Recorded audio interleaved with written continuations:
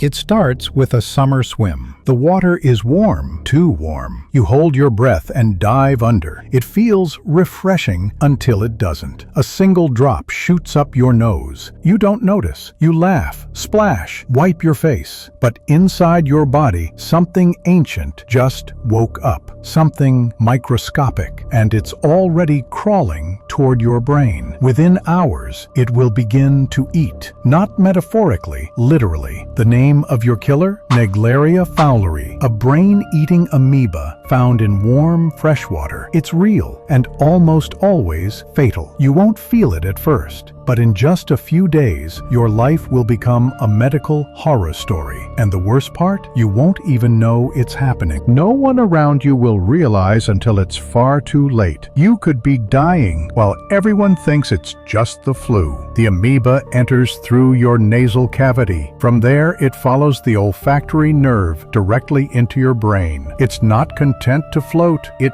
feeds on brain tissue. It uses a sucker-like appendage to destroy your neurons. Your body doesn't know what's happening yet, but within 24 to 72 hours, your first symptom hits: a crushing headache. It's like a migraine dialed up to 100. You take painkillers, you lie down. Nothing helps. Next comes the nausea, then vomiting. Your neck starts to stiffen. You can't turn your head. It feels like your skull is swelling, because it is. The amoeba has triggered primary Amoebic Meningoencephalitis, PAM. That's a deadly inflammation of your brain and spinal cord. And in most cases, there's no way back. You go to the hospital. Doctors think it's meningitis because it looks identical at first. But the antibiotics don't work. You start to hallucinate. Light hurts your eyes. You hear buzzing that isn't there. Your balance slips. Then your body begins to seize. Nurses try to calm you, but you scream. Your brain is on fire, and you know you're dying, but you're still conscious. That's the true horror of this disease. The brain is being digested, while the mind is still trapped inside.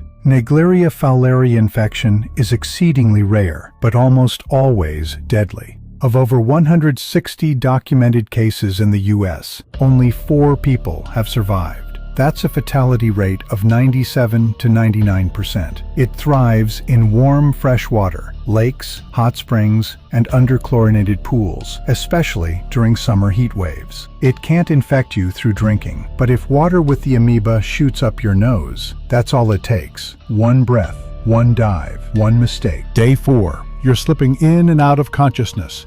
Doctors run a spinal tap. Finally, they suspect the truth. They test for Naegleria fowleri. The result comes back positive. But by now, your brain is already swollen with inflammation.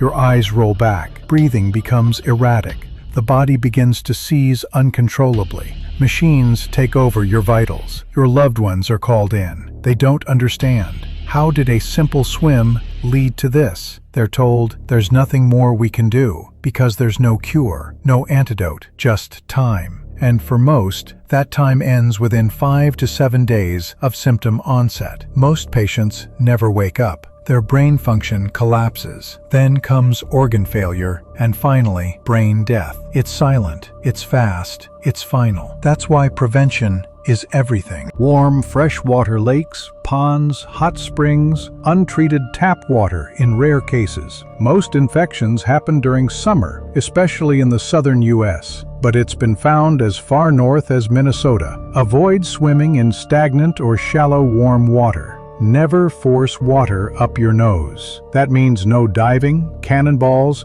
or deep submerging in risky waters. If you must swim, wear a nose clip, or better yet, just stay above water. And avoid neti pots or sinus rinses with untreated tap water. Boil the water or use sterile saline. Always. One amoeba is all it takes. You won't taste it, you won't feel it, but it can change your life or end it. The terrifying part, you probably won't know you've been infected until it's too late. No smell, no sensation, no pain when it enters. Just a day at the lake. Then a fever. then death. That's why Naegleria fowleri is one of the most feared pathogens on Earth. Imagine waking up tomorrow with a headache. You think it's just dehydration. You take pain meds, but they don't help. By the second day, you can't keep food down. You're dizzy. Your neck stiffens. You lie in bed, sweating, shaking, vomiting. No one knows what's really happening. Not your friends, not even your doctor, because no one suspects Naegleria fowleri, not until it's already destroying your brain. And by then, it's far too late. This amoeba is not a parasite. It doesn't want a host. It just destroys whatever it touches, then moves on. And it doesn't spread person to person. You can't catch it from someone coughing, only from a single drop of contaminated water, shot up the nose. That's it. And once it begins to eat,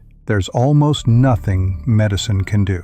Except in one case. Callie Hardig, 12 years old, Arkansas, 2013. She became the first American in decades to survive Naegleria fowleri. Her doctors fought like hell. They cooled her body to 93 degrees to slow the amoeba. They gave her experimental drugs. They used everything, and it worked. She made it, barely. She's alive today, but with lasting damage. She got lucky. She got help fast. But you might not be so lucky, and you might not even know until it's far, far too late. So the next time you dive into warm, still water, ask yourself, do I really want this going up my nose? Is this moment of fun worth the risk? Because it only takes one exposure, one breath, one mistake, and your summer swim becomes the start of your nightmare. This is true medical horror, where science meets nightmare, and the diseases are all real. If you found this terrifying but informative, like, share, and subscribe, because the next story could be about you.